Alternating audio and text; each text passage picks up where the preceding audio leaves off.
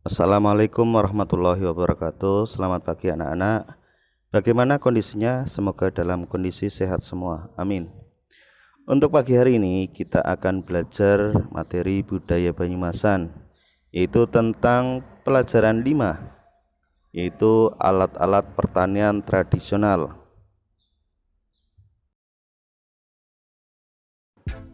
Ya, kemudian kompetensi dasarnya yaitu KD 3.6 menyebutkan alat-alat perkakas pertanian. Kemudian tujuan pembelajarannya yang pertama, dengan membaca teks siswa mampu menjelaskan tentang alat-alat pertanian tradisional dengan benar. Yang kedua, dengan menulis siswa mampu menjelaskan kegunaan dari alat-alat pertanian tradisional dengan tepat. Yang ketiga, dengan membuat booklet, siswa mampu menjelaskan informasi tentang alat-alat pertanian dengan tepat. Ya, itulah tujuan pembelajaran untuk pagi hari ini.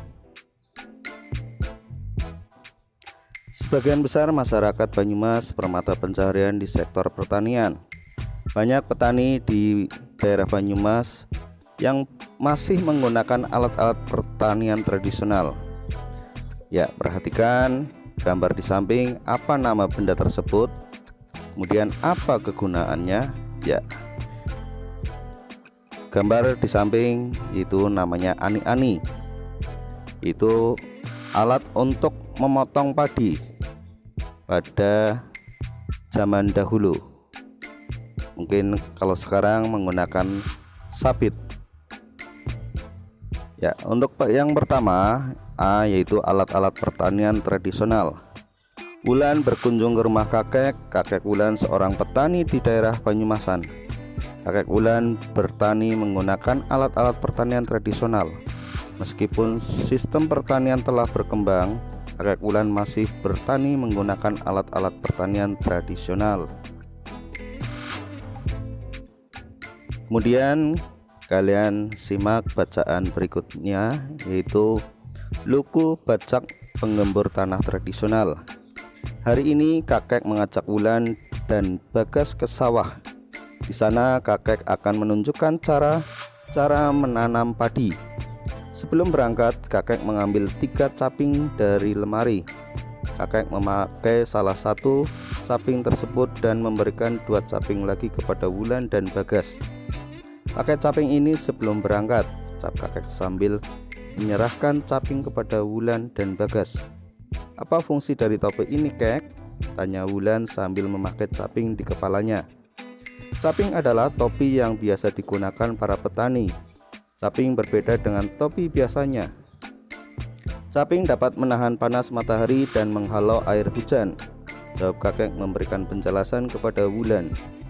Jika kalian sudah memakainya, ayo kita berangkat. Ayo kek, jawab Wulan dan Bagas serempak. Mereka berjalan menyusuri pematang sawah. Bagas melihat seorang petani sedang menaiki alat yang ditarik oleh kerbau.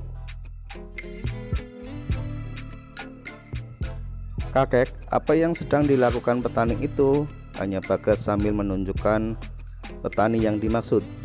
Kakek melihat ke arah yang ditunjuk Bagas. Petani itu sedang membajak sawah, Bagas.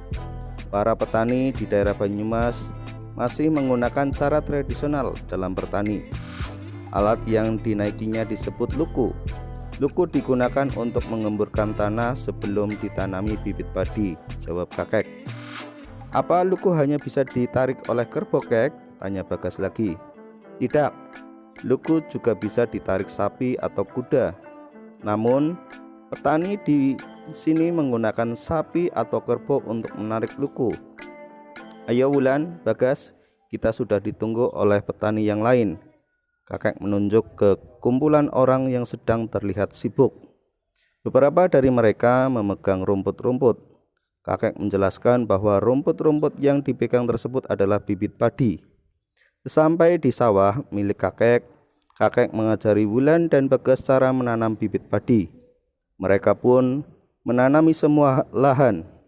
Setelah selesai, kakek mengajak Wulan dan Bagas untuk menikmati geduk goreng yang telah disediakan. Tidak lupa, Wulan dan Bagas mencuci tangan terlebih dahulu sebelum menyantap cemilan tersebut. Setelah kalian menyimak bacaan tersebut, kemudian kalian kerjakan pertanyaan yang ada di bawahnya, yaitu nomor 1 sampai dengan nomor 4.